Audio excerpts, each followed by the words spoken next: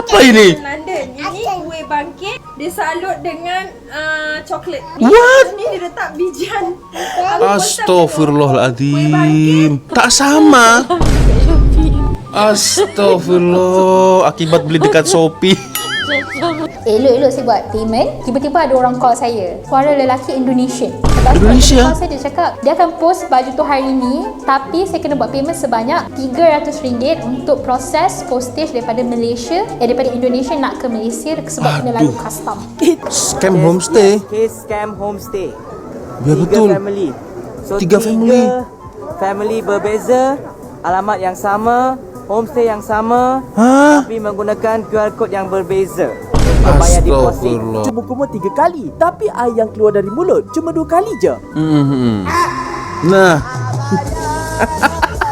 Nah ini paduan. Lah. Terima kasih makan, terima kasih. Budak ni lapar nak makan nasi lemak. Ingat.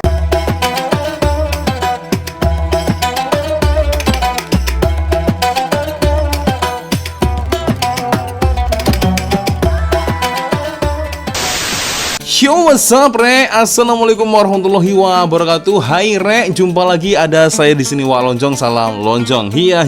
Apa kabar kawan-kawan? Semoga semua dalam kondisi yang sehat, Rek ya. Amin ya robbal alamin. So, guys, masih menyambut dalam bulan suci Ramadan. Biasanya kita selalu membicarakan ada bazar-bazar, juada-juada, dan kebetulan ada satu video terbaru dari Faktau Channel, dan ini adalah sesuai dengan request kalian masing-masing, guys ya. Ada Jufri Ja'far, dia kirimkan link video dari Faktau Channel. Lalu ada Faris, ada juga Omega, ada juga Muhammad Faiz, guys ya. Kita akan coba nonton, geng, video terbaru dari Faktau Channel, guys ya. Ini sepertinya cukup menarik ya, karena biasanya isu-isu ini berlaku hanya ketika di bulan puasa saja, guys ya. Alamak, 10 jenis scam yang berlaku di masa puasa. Aduh, ramai terbeli kurma fake. Biar betul, guys, kurma fake macam mana bentuknya ya. Kita akan coba nonton, geng, bersama-sama seperti apa video dari Faktau Channel. Dan ini sekaligus juga menjadi sebuah pengajaran untuk kita semua, agar lain kali kita boleh lebih berhati-hati agar tidak terkena scam, guys ya. Kita akan coba nonton, geng, bersama-sama seperti apa video dari Faktau Channel. Tapi ya seperti biasanya hanya sekedar mengingatkan untuk kawan-kawan yang mungkin belum sholat, jangan lupa sholat dulu. Dan selain tekan link Shopee yang ada di bawah video ini, siapa tahu mungkin kalian berminat untuk shopping, boleh kalian check out sekarang juga, guys ya. Kita akan coba nonton, geng, bersama-sama seperti apa 10 jenis scam yang berlaku di masa puasa di tahun 2026. Oke, kita tonton. Oke. Kuih raya edisi Halimunan, kurma palsu, duit raya alam gaib. Sebelum ni Fakta pernah buat video pasal 10 scam yang berlaku masa raya haji kan? Ya. Ada juga scammer yang buat magic dengan lembu korban. Bulan puasa pun ada juga tau. Kalau korang nak tahu, scam masa bulan puasa ni bukan setakat dekat bazar Ramadan je tau. Oke. Keras betul. Ada banyak jenis scam yang berlaku. Yang paling kan scam nombor 1. Nak tahu apa dia? Jom bersama Faktau. Okey, kita tonton, geng. Bongkar rahsia penipuan terkenal sepanjang bulan puasa.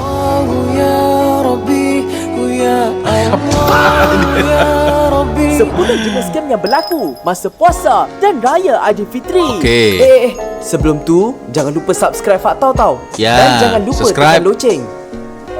Kita lihat 10. Oke, 10. Kuih raya edisi gaib. Setiap kali menjelang nak raya, Edisi gaib. pasti ramai di antara kita, terutama golongan mak-mak dekat dapur nak buat kuih raya kan? Ya. Paling menguji kalau buat kuih waktu siang puasa. Guys, Macam tu lah. fokus pipi abang ini. Bau kuih tu sampai belum bunyi lagu raya. Ya. Tapi bagi mereka yang sibuk bekerja dan tak sempat nak buat kuih raya, Semua ni kena siap sebelum raya tau. Waduh. Mestilah kuih raya online jadi pilihan kan? Namun apa yang berlaku? Ramai scammer yang kononnya mengaku jual kuih raya homemade, tapi sebenarnya biskut yang dipaket semula. Contohnya macam kes tahun lepas, ada penjual konon jual cookies homemade dengan harga RM10 sebalang. Padahal terang-terang itu biskut chip semua. Tapi sekurang-kurangnya adalah juga kuihnya daripada kuih raya versi edisi gaib yang sebenarnya langsung tak wujud. Aduh. Sebab itulah kalau nak beli kuih raya online tu, pertama, pastikan review dia okey, dan kedua, pastikan kedai dia memang wujud lah. Tengok buka. Apa ini? London. Ini kuih bangkit disalut dengan coklat. What? Ni dia letak bijian. Astaghfirullahaladzim. Kau salut, lepas tu kau cakap lemon London. Bukan ni 20 lebih juga ni. Biar betul. 9. Baju raya tak cukup sifat. Ini pun salah satu benda Baju paling raya. mencabar menjelang nak raya. Lagi kalau tak sold out, mesti tak ada saiz yang kita nak kan? Sebab itulah kadang-kadang ada orang yang belum pun masuk puasa lagi, tapi dah beli atau tempah baju raya siap-siap. Okey. Ini. Macam Pak Tau. Tapi di zaman teknologi canggih Macam sekarang ni, Pak Tau. ramai yang memilih untuk beli baju raya secara online. Nampak je baju raya yang berkenan di hati, terus add to cart. Tapi disebabkan kemudahan ini jugalah, ramai scammer mengambil kesempatan dengan pelbagai cara. Okey. Ada yang masa beli baju warna lain, bila sampai warna lain Tak sama. Astagfirullah. Akibat beli dekat Shopee. ada yang beli baju tak cukup sifat. Apa-apaan dan ini? ada juga yang beli baju raya versi halimunan. Padahal dah pre-order baju raya dari sebelum puasa lagi, tapi dah nak dekat raya, baju tak sampai-sampai. Lepas tu, saya scroll IG tau, scroll IG. Lepas tu saya scroll, tiba-tiba saya jumpa satu IG ni. Nampak macam legit tau. Followers dia ada dalam 30k followers macam tu kot. Dengan komen-komen macam, memang legit lah. Memang you tak sangka dia ni scammer. Masa saya buka IG tu, dia start ada promotion guys. Beli 2, dapat 1 free. Elok-elok saya buat payment, tiba-tiba ada orang call saya. Suara lelaki Indonesian. Indonesia? Saya dia cakap, dia akan post baju tu hari ni, tapi saya kena buat payment sebanyak RM300 untuk proses postage daripada Malaysia, daripada Indonesia nak ke Malaysia sebab kena lalu custom. Itu belum lagi kalau order barang lain. Scam dari Indonesia. Apa ini? Keselamatan negara turut mengeluarkan amaran supaya berhati-hati dengan penipuan seperti ini. Faktau pun pernah kena scam juga tau. Masa beli baju raya awal-awal, test muat je. Tiba-tiba jam raya tak muat pula. Kalau itu yang salah kau sendiri, bos. Ya, guys, berarti by the way kesimpulannya adalah kalau kita mau beli baju raya ya sebaiknya kita beli offline ya. Beli dekat toko, kedai, pasar. Jadi kita boleh pilih secara langsung, lihat secara langsung macam mana quality bahannya kan. Size-nya itu boleh cukup atau tak dengan size tubuh kita. Jadi menghindari scam tadi guys ya. Astagfirullahaladzim. Ya itulah. Kecuali kalau itu memang baju-baju yang sekiranya tidak terlalu penting sekali ya, bolehlah kita mungkin beli dekat Shopee online guys. Tapi kalau sekiranya baju itu cukup penting, apalagi digunakan ketika di hari masa raya, waduh, jangan main-main guys ya. Jadi lebih amannya, lebih selamat beli di offline saja ya, beli di pasar, di kedai ya. Itu sekaligus kita bisa cuci mata, refreshing otak lah guys ya. Jadi jangan di rumah saja, kita tak tahu kualitinya macam mana kan. Mungkin bagus di mata orang lain belum tentu bagus di mata kita. Jadi jangan silap juga ya untuk penilaian-penilaian yang ada di Shopee itu. Oke lah, mereka menilai dengan bintang 5, bintang 4, tapi belum tentu ulasan mereka bagus, belum tentu bagus buat kita kan. Itulah. Bener juga ya. Oh ya, baju raya fakta tahun ni warna oranye batu bata. Kurang pula warna apa? Cuba oke. 8. Scam zakat. Scam zakat adalah salah satu perkara yang wajib kita buat setiap kali bulan puasa. Bagi yang berkemampuan adalah membayar zakat fitrah. Ya. Nafas aku Ustaz. Nafas lah. Aku terima nikahnya. Kenapa terima nikah? Zakat fitrah lah. Fitrah. Baca je kat sini.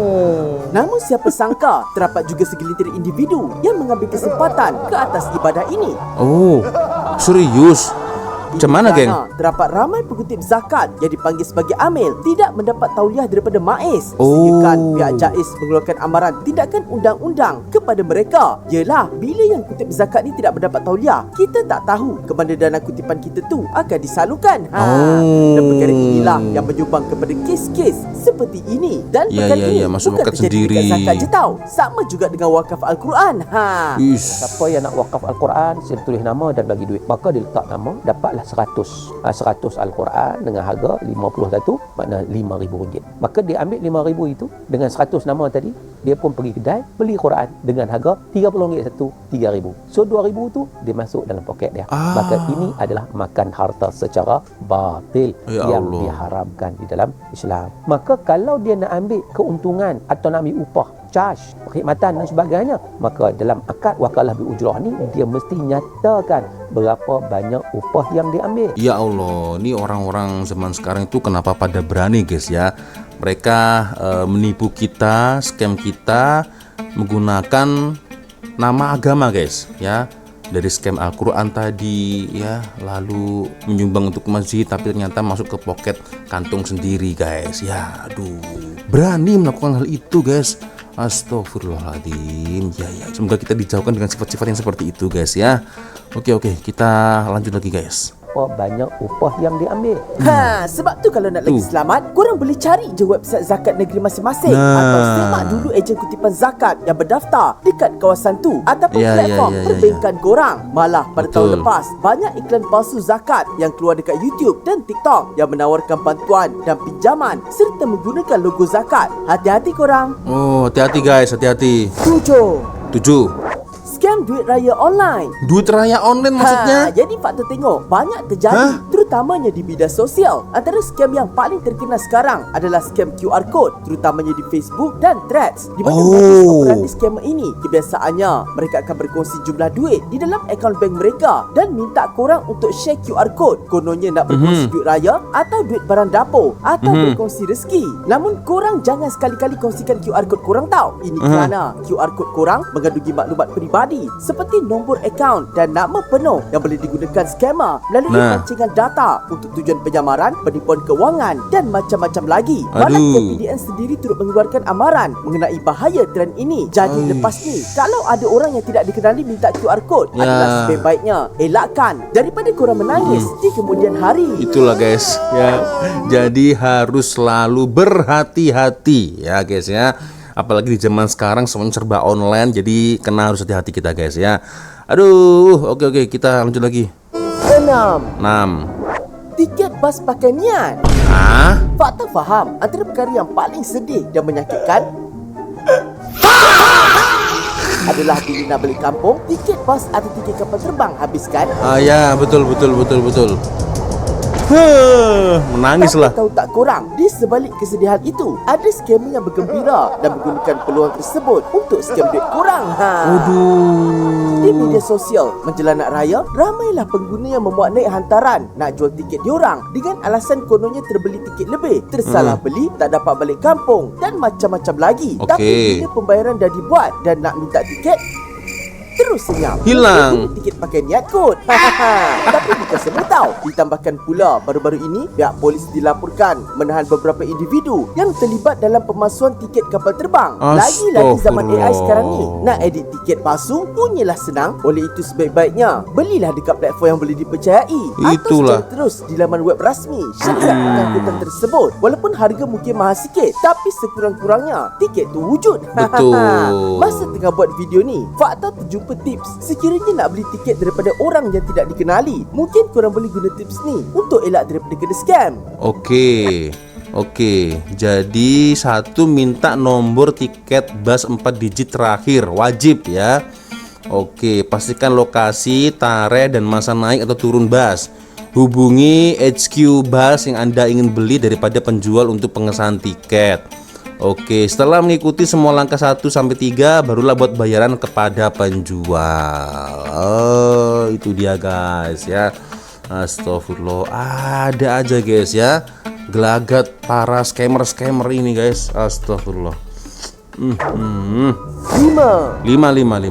duit raya alam gaib. Duit raya alam Antara masalah gaib. paling mencabar setiap kali nak raya ialah tukar duit raya. Maksudnya, tukarkan duit besar kepada duit kecil. Supaya senang nak masukkan dalam sampul raya siap-siap. Tapi mungkin disebabkan kekangan masa dan ramai yang tak sempat tukar duit last minute, ramailah individu di bidang sosial tawarkan perkhidmatan tukar duit raya yang biasanya mengenakan caj perkhidmatan serendah RM5 untuk setiap RM100 penukaran. Tapi masalahnya, ada yang lepas je transfer, bukan setakat duit tu dipecahkan, duit tu hilang masuk alam gaib terus. Aduh, auto menangis. Paling teruk, ada scammer yang kononnya buat servis tukarkan duit. Memang betul dia tukarkan duit, tapi tukarkan duit kurang kepada duit palsu. Hah? Biar betul guys. Hati-hati ketika menukar duit raya dengan orang yang tidak dikenali. Ramai pihak akan mengambil kesempatan terhadap anda pada musim perayaan ini. Tolong fokus ya. Asal berdekatan atau mesin ATM terpilih untuk menukar duit raya Itu lebih selamat. Kalau Faktau, biasanya Faktau akan terus tukar duit dekat bank awal-awal ataupun tukar duit melalui kawan Faktau yang bekerja bank. InsyaAllah lebih selamat. Lebih selamat. Kurangnya, duit tu selamat ditukar dan masuk sampul raya daripada masuk poket scammer. Gila ya Allah. Empat. Homestay alam di sebalik mata. Homestay alam di sebalik mata. Aduh, ayapin pula. Alam Bazrah panggil alam sebalik mata. Ini pun boleh dikatakan antara perkara yang agak mencabar menjelang hari raya. Yalah, bukan semua rumah boleh membuatkan semua ahli keluarga. Lebih-lebih lagi jenis yang keluarga ramai. Jadi biasanya bagi mereka yang hadapi masalah ini, mereka akan sewa homestay yang berdekatan dengan kampung. Tapi kalau lewat sikit je, booking homestay tu confirm dah penuh. Namun terdapat ramai individu yang dilaporkan menjadi mangsa scam homestay. Scam homestay? Case scam homestay. Biar betul. Family. So, Tiga family. Family berbeza, alamat yang sama, homestay yang sama, tapi menggunakan QR code yang berbeza untuk bayar deposit. Contohnya macam tahun lepas, di mana wanita ini diminta untuk membayar sejumlah RM650 untuk booking homestay. Tapi lepas bayaran dibuat, terus gaib. Aduh. Malah kalau korang tengok dekat grup-grup homestay pun, ramai yang mengadu menjadi mangsa scammer yang menyamar dan aktif di dalam grup tersebut. Hati-hatilah ya, kalau nak selamat, mungkin korang boleh guna platform yang lebih dipercayai macam Airbnb, Agoda, Booking.com yang menyediakan sistem review dan pelindungan bayaran. Sekurang-kurangnya, kalau homestay korang gaib, duit korang tak gaib. Iya, betul-betul masuk akal. Sekurang-kurangnya walaupun homestay tadi gaib ya, raib begitu aja, duit kalian tetap selamat guys ya. Astagfirullah. Bener juga ya. Tiga.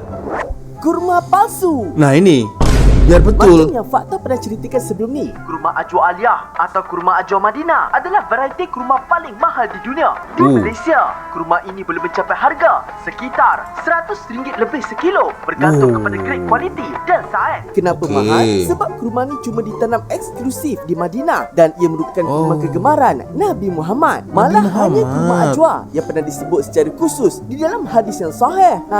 Disebabkan kelebihan itu, ramailah scammer yang kononnya menjual kurma Ajwa dengan harga yang jauh lebih rendah dari pasaran. Tapi hakikatnya itu merupakan kurma campuran grade rendah. Sekarang ni di pasar raya ada kurma, dia sama dengan Ajwa tapi itu bukan Ajwa. Jangan tengok harga sahaja. Dia nampak macam Ajwa tapi itu dari Iran. Itu palsu, bukan? Paling pelik, ada juga setengah kurma biasa yang telah dipalsukan, di mana kurma yang kurang berkualiti disaluti dengan gula atau sirap glukosa untuk menjadikannya berkilat dan nampak segar. Jadi manis yang korang rasa pada kurma palsu ni bukanlah manis kurma, tetapi manis gula yang tidak baik untuk kesihatan. Biasanya kurma yang terlalu shiny atau mengkilat seperti ini adalah tanda kemungkinan besar kurma ini dilapis dengan gula. Karena seperti yang kalian bisa lihat, kurma alami lebih dof dan crispy. Malah terdapat juga artikel yang berkongsi kurma dari negara bangsa Y. Fakta kongsikan untuk kita jadi kesempadan. Wallahu a'lam. Hati-hati guys ya, hati-hatilah. Dua. Scam Bazar Ramadan. Nah ini Dah banyak kali Fakta ceritakan pasal scam Bazar Ramadan kan? ya. Kosong tapi signboard letak kari pub inti. Kari pub India Oksigen. martabak transparent lah, ayam golek di panah peti, termasuklah roti John Roh ayam. Iya. Kata, selalunya kita yang kena scam dengan peniaga bazar Ramadan kan? Tapi untuk video kali ini, apa kata kita terbalikkan pula kepada peniaga bazar Ramadan yang kena scam?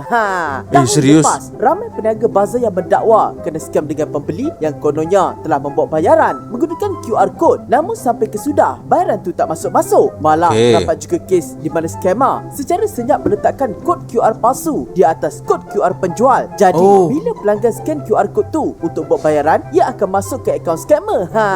Paling kesian, terdapat pihak yang memanipulasi tapak bazar Ramadan dengan kaedah sewa atas sewa. Maksudnya, pihak terbabit menyewa tapak tersebut dan kemudian membuka tawaran sewaan dengan kadar yang lebih tinggi. Tak sangka kan? Tapi kan, untuk kes scam kod QR tu, rasanya peniaga bazar Ramadan dah boleh beli soundbox.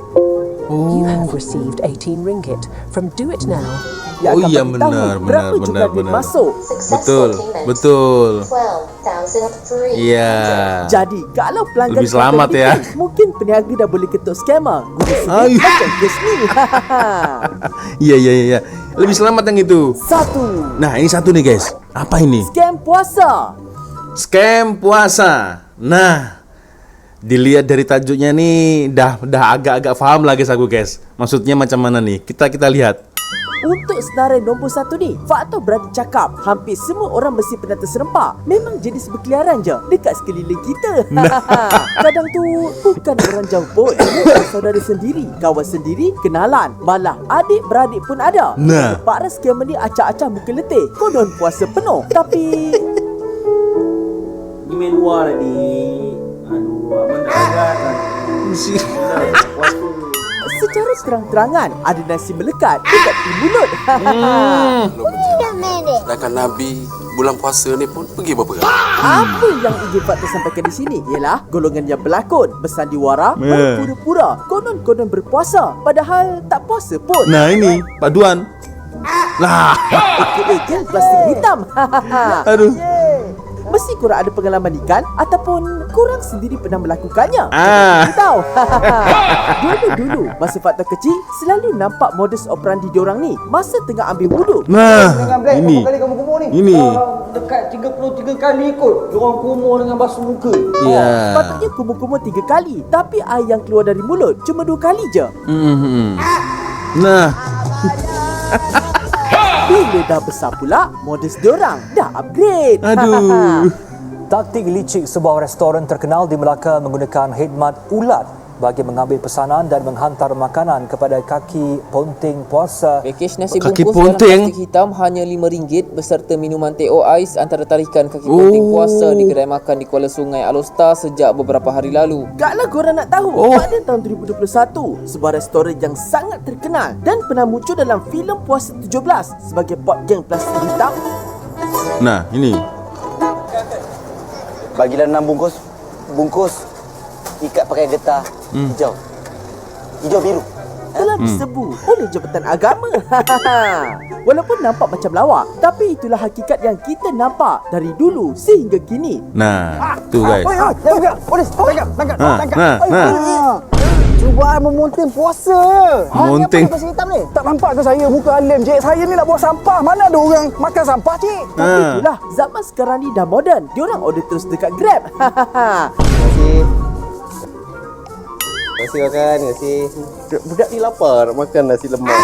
Ingat, puasa bukan sekadar menahan lapar dan dahaga je. Ia adalah kewajipan bagi setiap umat Islam. Melainkan kalau kurang golongan yang Allah berikan kelonggaran. Contohnya, macam golongan wanita yang uzur. Wanita yang uzur. Ramadan tiba, pura-pura. Okeylah, itu sajalah untuk video kali ini. Ya, itulah guys. Ya, satu video dari Faktau Channel 10 jenis scam yang berlaku masa puasa. Tapi guys, mungkin yang nomor 1 ini maybe pernah kita lakukan guys. Mungkin ketika di masa kita masih kecil ya. Tapi kalau kita dah umur 20 tahun ke atas masih kaki ponting, aduh, malu guys, malu dengan umur ya.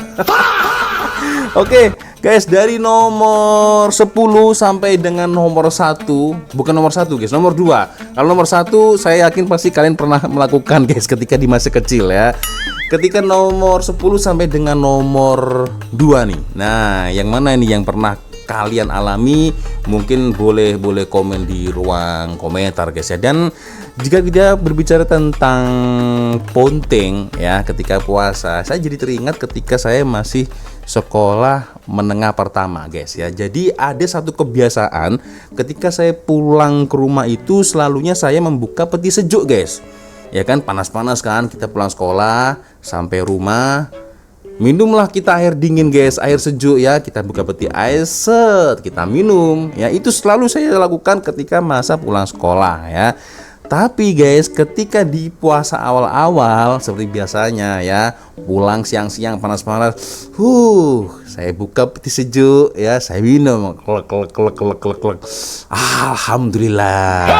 Lupa guys, lupa ya. Ketika itu juga ya mak saya tanya, kau tak puasa ke? Alamak, lupa ya. Itu hukumnya macam mana guys? It's okay kan? Karena kan kita lupa. Oke, geng. Ya, sepertinya cukup sudah untuk video kita kali ini guys ya. Thank you sudah nonton, dan saya minta maaf apabila mungkin kalau ada kesalahan kata-kata baik dari awal video sampai di akhir video. Seperti biasanya kalau ada video menarik yang mungkin boleh kita ulas sama-sama, silahkan kirim videonya di DM Instagram. Dan akhirnya saya Wak Lonjong pamit dulu guys. Wassalamualaikum warahmatullahi wabarakatuh. Semoga Allah melindungi kita semua dan selamat menunaikan ibadah puasa. See you, bye bye.